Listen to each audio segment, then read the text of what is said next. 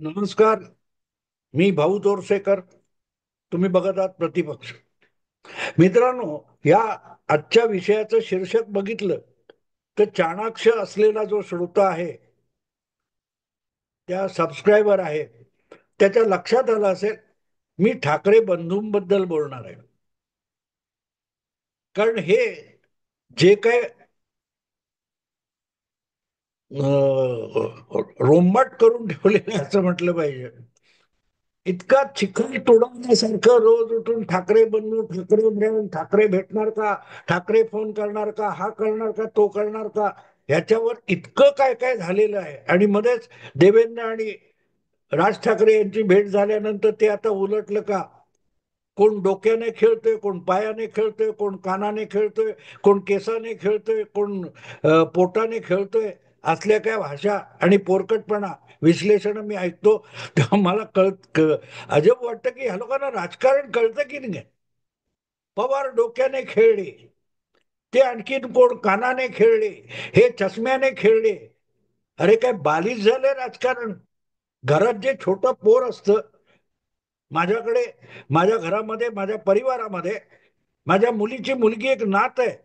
तिच्यापासून अशा वस्तू जपून ठेवाव्या लागतात. कैची असेल, चाकू असेल, चष्मा असेल, मोबाईल असेल. ते पोर त्याच्याशी खेळायला लागलं तर ते मोडेल.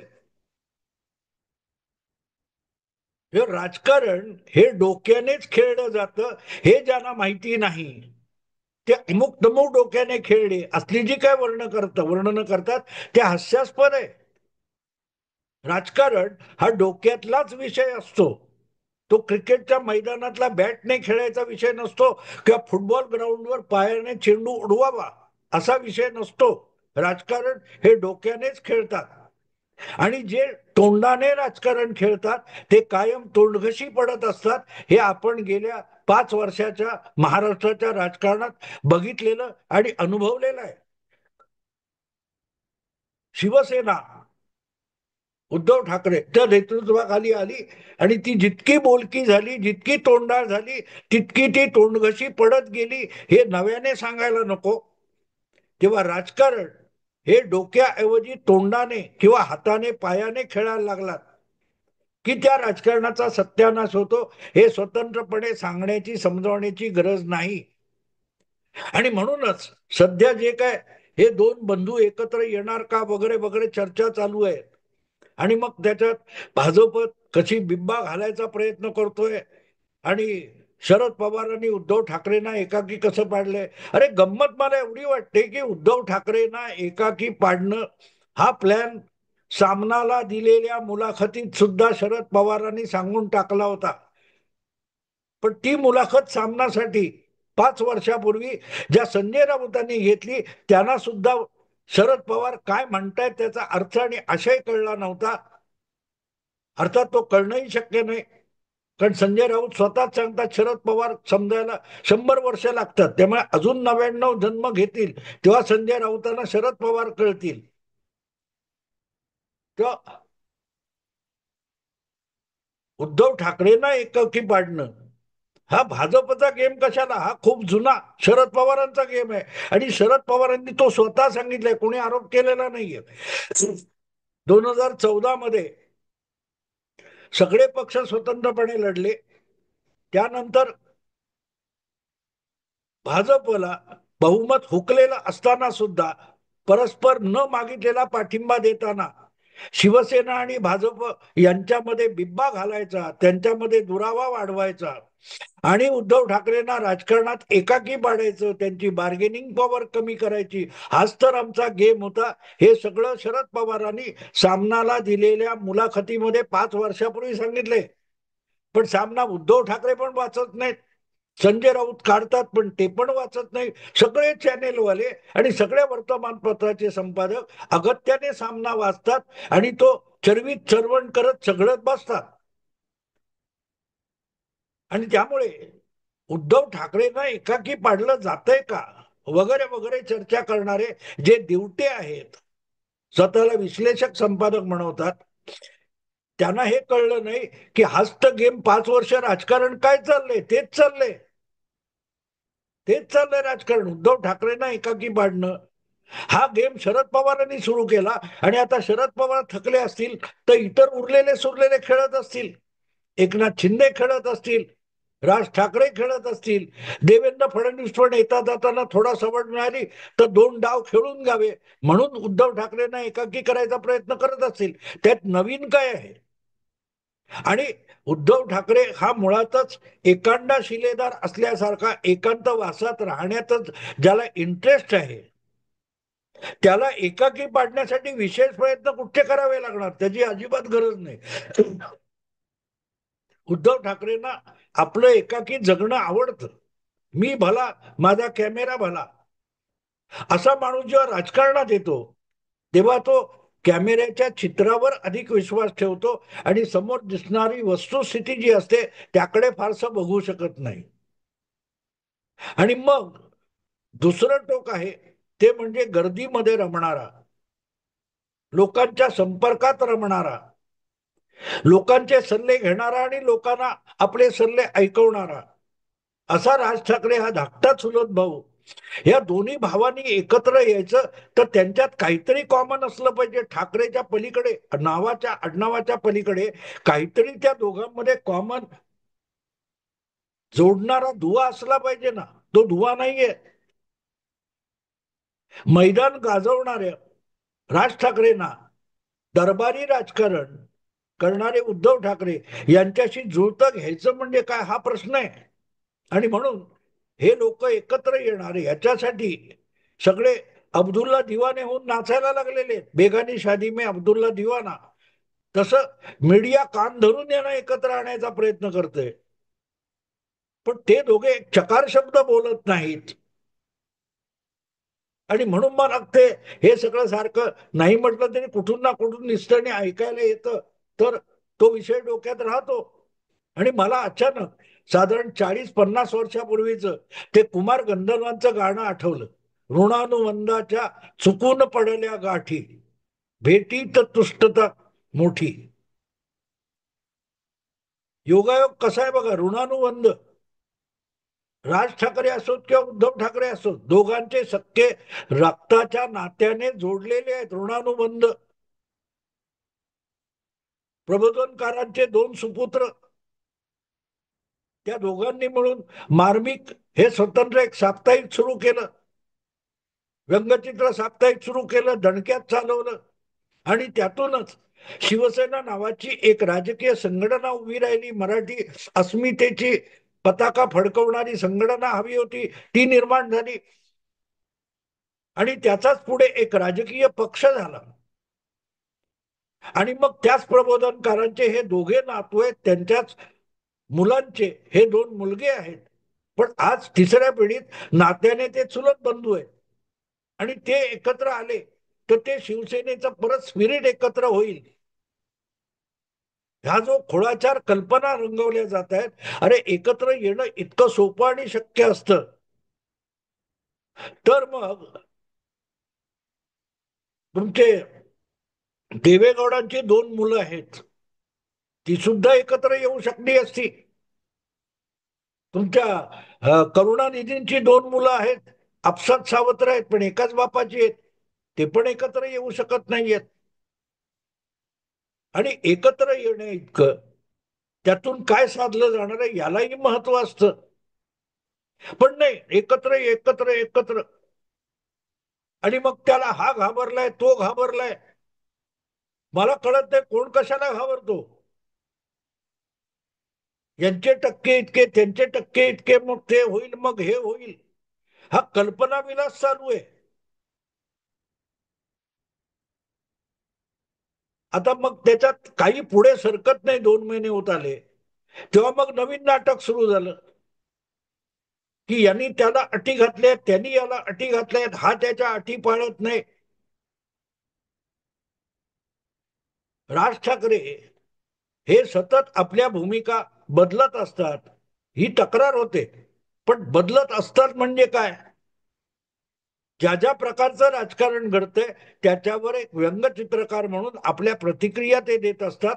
आणि त्यामध्ये त्यांनी पक्षाच्या, आपल्या पक्षाच्या भूमिका रेटून पुढे नेल्या पाहिजेत.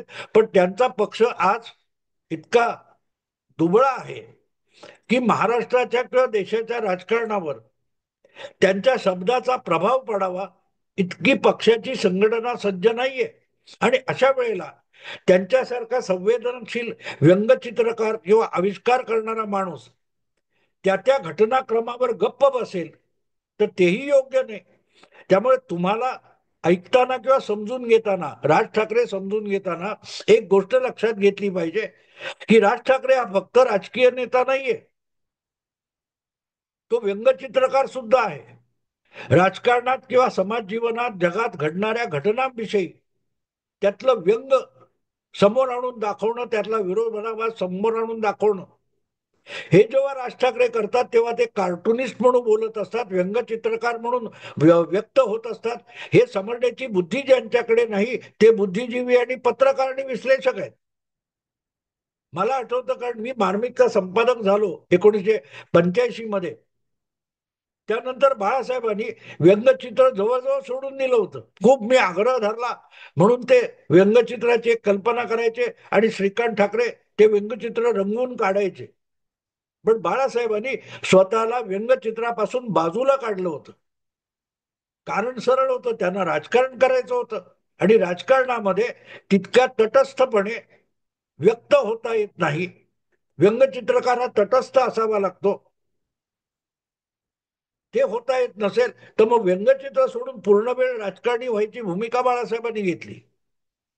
राज ठाकरे आज त्या अवस्थेत पोहोचलेले नाहीत आणि त्यामुळे पक्ष त्यांच्यासमोर इतका मजबूत नसेल तर मग त्यांना आपली चित्रकार म्हणून जी संवेदनशीलता आहे ती व्यक्त केली जाते, तेव्हा त्याचा अर्थ तुम्ही एक राजकीय नेता बोलतोय म्हणून लावणार असाल तर ती तुमची चूक आहे, तुमची चूक आहे.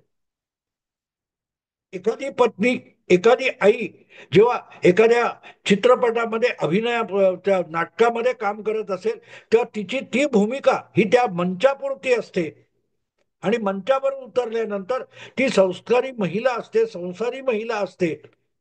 ती आपल्या मुलांची, आपल्या पतीशी नेहमीसारखं वागणार आहे.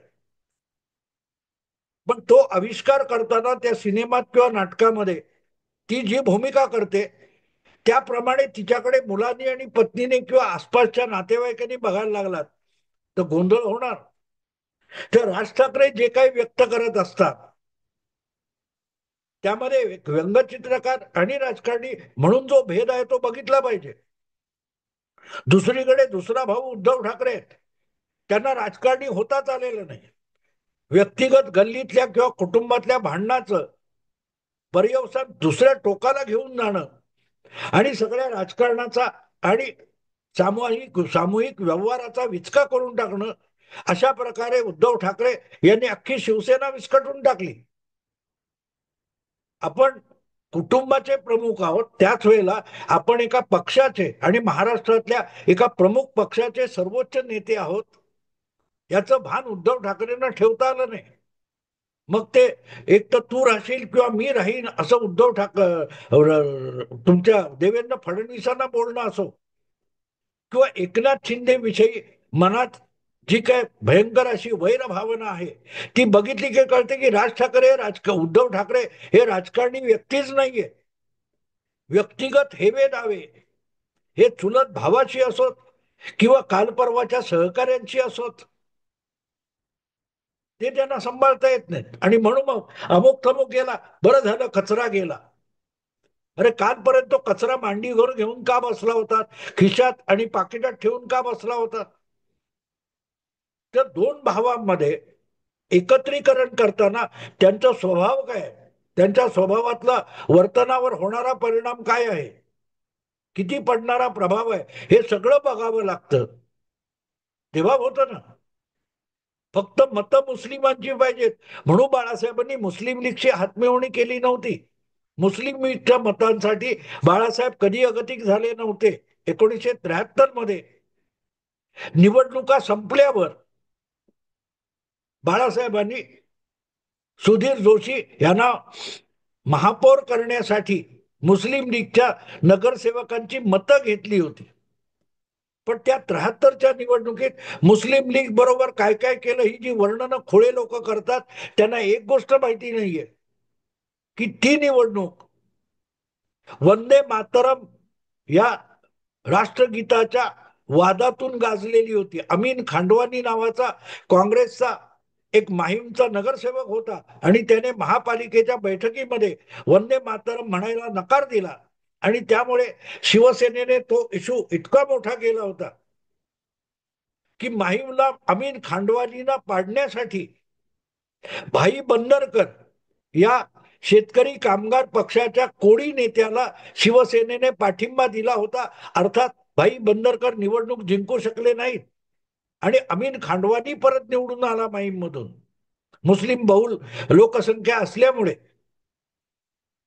पण निवडणूक लढवताना बाळासाहेबांनी मुस्लिमांच्या मतांसाठी लाचारी पत्करलेली नव्हती. उलट वंदे मातरम म्हणणार नाही या मुस्लिम हट्टाच्या विरुद्ध बाळासाहेबांनी जबरदस्त प्रयास केलेले होते.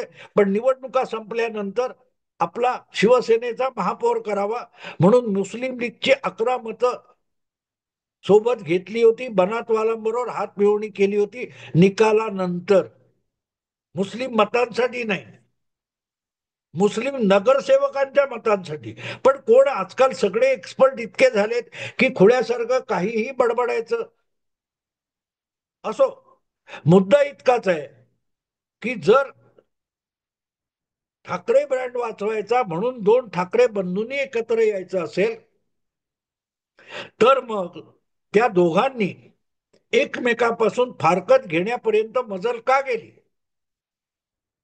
ज्या बाळासाहेबांचा पुतण्या आणि मुलगा म्हणूनच या दोघांना राजकारणात स्थान मिळालं, ओळख मिळाली, चेहरा मिळाला, ते दोघे एकमेकांपासून का दुरावले याचा विचार न करता त्यांना एकत्र आणण्याचा प्रयत्न करणं किंवा त्यावरून गजब करणं हा शुद्ध बालिशपणा आहे आणि इंग्रजीमध्ये फुलिश आहे.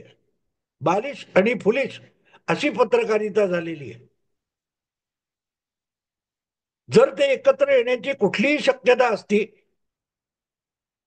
तर मग ऋणानुबंध इतके जवळजवळ 20 वर्ष ताणले गेले नसते. ज्या उद्धव ठाकरेंसाठी आपल्या पक्षाचं शिबिर अलिबागचं गुंडाळून सोडून राज ठाकरे हे काकांच्या आग्रहाखातर अलिबागच्या वेशीवरून परतले आणि 2 दिवस लीलावतीमध्ये उद्धव ठाकरेंच्या शस्त्रक्रियेसाठी ठाण मांडून बसले होते. तिथून मग त्यांना घरी पण गाडी चालवत आणून सोडलं.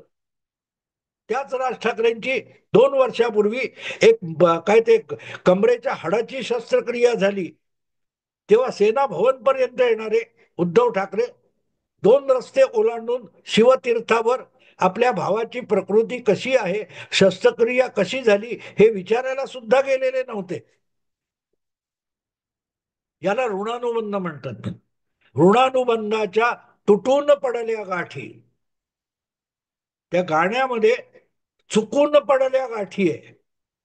पण ठाकरे बंधूंच्या बाबतीत आपण बघितलं तर ऋणानुबंधाच्या तुटून पडल्या गाठी. आणि मग अशा लोकांची भेट घेतली तर भेटीत काय होईल. भेटीत तुष्टता होणार नाही, रुष्टता रुष्टता होईल. एकमेकांकडे संशयाने बघायची त्या दोघांनाही जर सवय लागली असेल तर भले रक्ताचं नातं आहे ते नातं सार्वजनिक जीवनामध्ये, सार्वजनिक कारणामध्ये, राजकारणामध्ये एकमेकावर विश्वास ठेवू शकत नाही. राजकारणामध्ये किंवा कुठल्याही सार्वजनिक कार्यक्रमामध्ये किंवा मानवी समाजामध्ये सगळ्यात पहिलं नातं 2 माणसांमध्ये रक्ताचं नसतं, विश्वासाचं असतं. एक वाघ समोरून येतोय आणि मी इकडून चाललोय तर माझ्या मनात त्या वाघाविषयी भीती असते आणि वाघाला पण समोरून येणारा प्राणी आपल्या जमातीतला नाही म्हणून संशयाचं वातावरण असतं.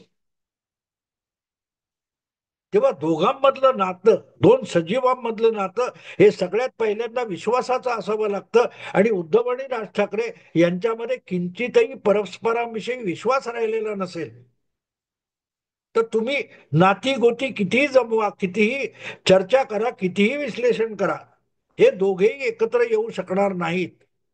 जे उद्धव ठाकरे 40 आमदार एकनाथ शिंदे बरोबर गेले म्हणून अजूनही हातपाय आपटत बसतात 3 वर्षानंतर, त्यांना आपण राज ठाकरेचे 7 पैकी 6 नगरसेवक फोडले होते, तेव्हा किती खोके मोजले होते हे आठवत सुद्धा नसेल. अशा चुलत भावाबरोबर राज ठाकरे किती आणि कशाला जुळवून घेतील याचा विचार आधी करा, याचं विश्लेषण आधी करा. की दोन भावांनी पत्रकारांना किंवा आणखीन कोणाला हवं म्हणून एकत्र यायचं आणि काय तो ठाकरे ब्रँड वाचवायचा. तो ठाकरे ब्रँड शिल्लक आहे का? ब्रँड हा नात्यामुळे राहत नाही. जगात अनेक मोठमोठे ब्रँड आहेत. जे जगवार काय असेल, मर्सिडीज काय असेल, ते आज ओरिजिनल मालकांकडे राहिले का? ब्रँड शिल्लक आहे. तसा ठाकरे नावाचा ब्रँड एकनाथ शिंदे यांच्या हाती सुरक्षित आहे, कारण तो सुरक्षित ठेवण्यामध्ये उद्धव ठाकरे अपयशी ठरलेले. डीएमके हा करुणानिधींचा ब्रँड नव्हता. तो करुणानिधींनी आपल्याकडे आणून टिकवला. अण्णा दुराई किंवा त्याच्या आधी वेगळे नेते होते, पण तो ब्रँड चालवला कोणी? जनता दल हा लालू प्रसाद यांचा ब्रँड नव्हता, देवेगौडांचा नव्हता, व्हीपी सिंगांचा होता. व व्हीपी सिंग यांचं जनता दल हे देवेगौडांकडे कसं गेलं, लालूकडे कसं गेलं? तर ठाकरे ब्रँड हा खोडेपणा पुरे झाला. हे दोन बंधू कदापि एकत्र येण्याची शक्यता नाही. आणि आजच्या परिस्थितीत आपण जर दुसऱ्याला टिकवला तर तो उद्या आपल्याला गिळेल का ही भीती ज्यांच्या मनामध्ये असते, ते एकत्र येऊन काहीही होऊ शकत नाही. एवढंच बोलून थांबतो. आवडलं लाईक करा, शेअर करा आणि प्रतिपक्षाला सबस्क्राईब करा. नमस्कार.